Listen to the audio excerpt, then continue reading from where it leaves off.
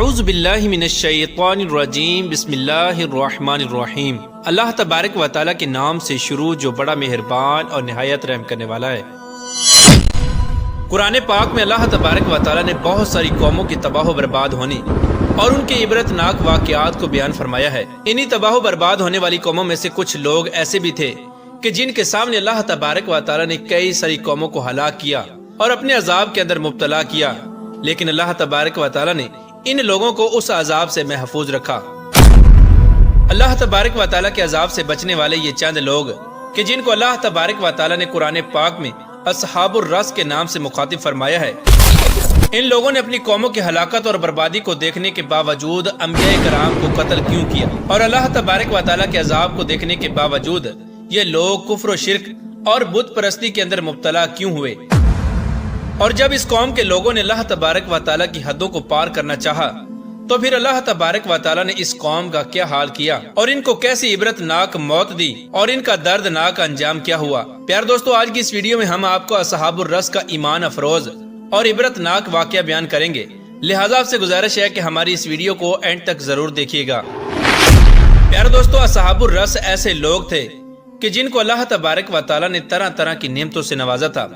اور نہ صرف نعمتوں سے بلکہ ان کے سامنے کئی ساری قوموں کو ہلاک کیا، لیکن ان لوگوں کو اپنے عذاب سے محفوظ بھی رکھا۔ اصحاب الرس کون تھے اور ان کا تعلق کس قوم سے تھا، اس کے متعلق مختلف روایات ملتی ہیں۔ بعض روایات کے مطابق اصحاب الرس کا تعلق قوم سمود سے تھا کہ جن کی طرف اللہ تبارک و تعالیٰ نے حضرت صالح علیہ السلام کو مبعوث فرمایا تھا۔ قوم سمود دنیا کی دوسری سب سے طاقتور اور قدآور قوم تھی۔ یہ قوم اللہ تبارک و تعالیٰ کی وحدانیت کو چھوڑ کر کفر و شرک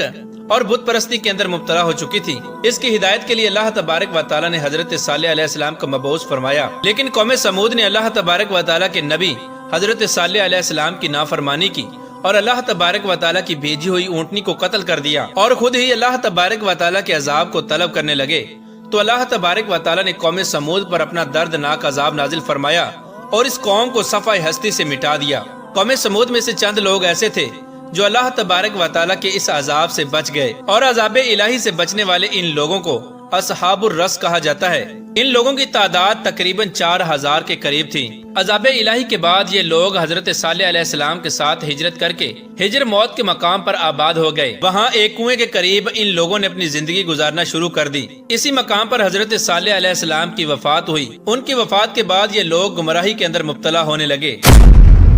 اس قوم کا ایک سردار تھا جو انتہائی نیک دل اور اچھا انسان تھا۔ یہ لوگ اس کی بہت عزت و احترام کیا کرتے تھے۔ پیار دوستو، ان لوگوں کے سردار کی وفات کے بعد یہ لوگ بہت زیادہ غمگین اور رنجیدہ رہنے لگے۔ چنانچہ شیطان نے ان لوگوں کو گمراہ کرنے کے لیے یہ چال چلی۔ شیطان ان لوگوں سے کہنے لگا کہ اگر تم لوگ یہ چاہتے ہو کہ تم لوگوں کو تمہارے سردار کی کمی محسوس نہ ہو اور اس کے مرنے کے بعد بھی اس کی برکتیں تم لوگوں کو حاصل ہوتی رہیں، تو تم لوگ اپنے سردار کا ایک بت بناؤ اور اس بت کو اپنے پاس رکھو، تاکہ تم لوگوں کو اپنے سردار کی کمی بھی محسوس نہ ہو اور اس کی برکتیں بھی تم لوگوں کو ملتی رہیں۔ لہٰذا اس قوم نے شیطان کے مشورے پر عمل کیا اور اپنے اس سردار کا ایک بت بنایا اور اپنے سردار کی لاش کو اس بت کے پیچھے رکھ دیا۔ وقت کے ساتھ ساتھ یہ لوگ کفر و شرک اور بت پرستی کے اندر مبتلا ہو گئے اور اپنے سردار کے اس بت کی پوجا کرنے لگے۔ اس طرح یہ لوگ اللہ تبارک و تعالیٰ کی ذات کو چھوڑ کر بت پرستی کے اندر مبتلا ہو گئے اور اپنے سردار کو اپنا خدا ماننے لگے۔ تو ان کی ہدایت کے لیے اللہ تبارک و تعالیٰ نے اپنے ایک برگزیدہ پیغمبر کو بھیجا جن کا نام حضرت حنظلہ بن صفوان علیہ السلام ہے۔ چنانچہ حضرت حنظلہ علیہ السلام نے اپنی قوم کو بت پرستی سے منع کیا اور اللہ تبارک و تعالیٰ کی وحدانیت کی طرف بلایا، لیکن یہ لوگ اپنے کفر و شرک سے باز نہ آئے اور اسی طرح اپنے سردار کی پوجا کرتے رہے۔ حضرت حنظلہ علیہ السلام بار بار اپنی قوم کو حق کی طرف بلاتے اور اللہ تبارک و تعالیٰ کی عبادت کرنے کا حکم دیتے، لیکن یہ قوم اپنے کفر و شرک سے باز نہ آئی اور حضرت حنظلہ علیہ السلام کی تبلیغ سے تنگ آ گئی، اور حضرت حنظلہ علیہ السلام سے تنگ آ کر ان لوگوں نے یہ فیصلہ کیا کہ وہ حضرت حنظلہ علیہ السلام کو معاذ اللہ قتل کر دیں گے۔ چنانچہ ان لوگوں نے ایسا ہی کیا اور حضرت حنظلہ علیہ السلام کو معاذ اللہ قتل کر دیا۔ چنانچہ جب اس قوم کے لوگوں نے اللہ تبارک و تعالیٰ کے نبی کو قتل کیا تو اللہ تبارک و تعالیٰ نے اس پر اپنا دردناک عذاب نازل فرما دیا اور اس قوم کے اس کنویں کو خشک کر دیا جس کے کنارے یہ لوگ آباد تھے اور جس کنویں کے پانی کے ذریعے یہ لوگ اپنی زندگی گزارا کرتے تھے۔ جب اللہ تبارک و تعالیٰ نے اس کنویں کے پانی کو خشک کر دیا تو ہر طرف قحط سالی پڑ گئی اور ان کے کھیت اور باغات خشک ہو گئے اور یہ لوگ قحط سالی کی وجہ سے تڑپ تڑپ کر ہلاک ہو گئے۔